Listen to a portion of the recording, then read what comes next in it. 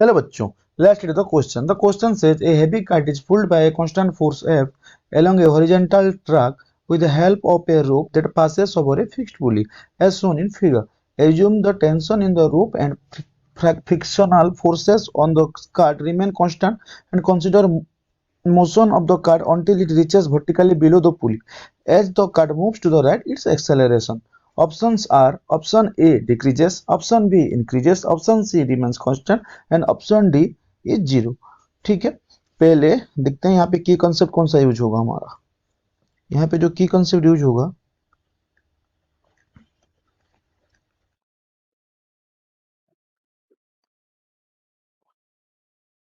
Resolution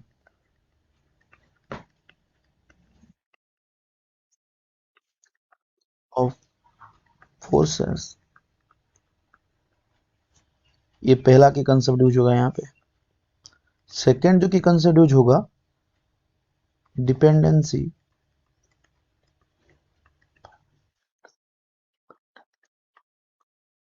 of acceleration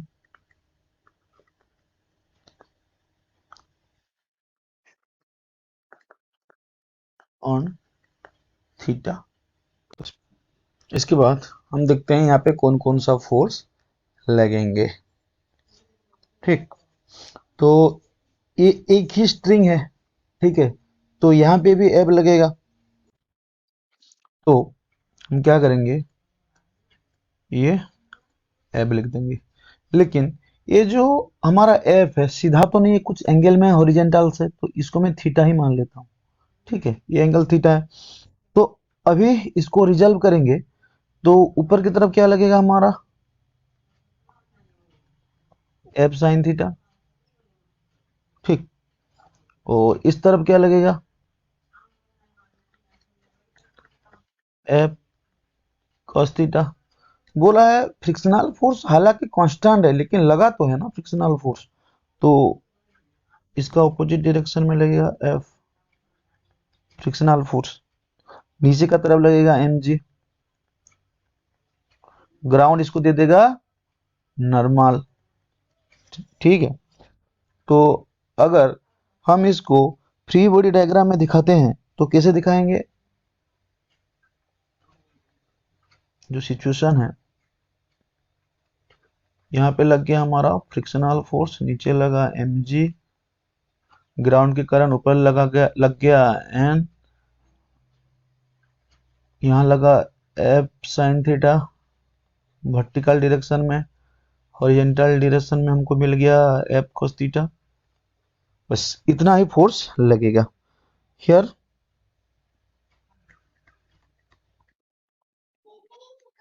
जो F है ये है frictional force.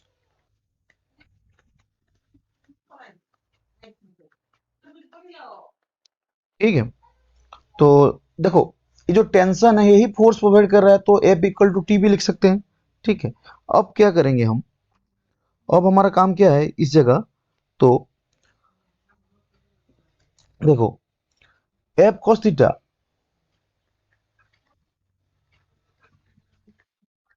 Minus F equal to F net. इसका मतलब F cos theta minus F equal to M A भी लिख सकते हैं हम। ठीक, एम ए भी लिख सकते हैं ना, तो ए इक्वल टू क्या हुआ, F cos theta minus F by M. देखो एम तो यहाँ पे कांस्टेंट है, तो एक्सेलरेशन किसके ऊपर डिपेंड करेगा, F cos theta minus F के ऊपर। तो फ्रिक्शनल फोर्स ऑलरेडी कांस्टेंट है जो कि क्वेश्चन में मेंशन है, और एफ जो ए है तो इसकी किसके हिसाब से चेंज होगा, एफ कॉस थीटा के हिसाब से। जैसे आप ऊपर से एफ खींचते जाओगे, मतलब अगर एफ खींचते जाओगे तो इसका मतलब ऊपर ऊपर मतलब थोड़ा आगे जाएगा, फिर ऊपर उठना स्टार्ट हो जाएगा। इसका मतलब अगर ऊपर उठना स्टार्ट हो जाएगा थीटा का वैल्यू इंक्रीज करेगा, अगर थीटा का वैल्यू इंक्रीज करेगा तो cos थीटा का वैल्यू डिक्रीज करेगा, क्योंकि देखो अगर मतलब cos 30 cos 45 cos 60 ऐसे बढ़ते जाएंगे, थीटा का वैल्यू बढ़ा मतलब cos थीटा का वैल्यू डिक्रीज करेगा। ठीक है, तो यहाँ पे हम पॉइंट भी लिख सकते हैं, यहाँ पे एच थीटा is increasing,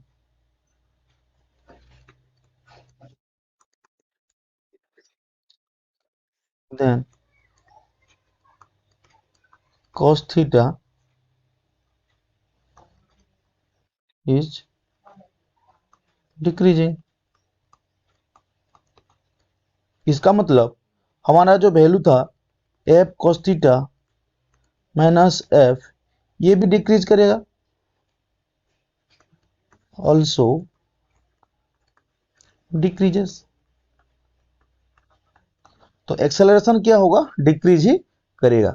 ठीक है, hence option A is the correct answer, that is decreases. Hope you understood it well. Best of luck.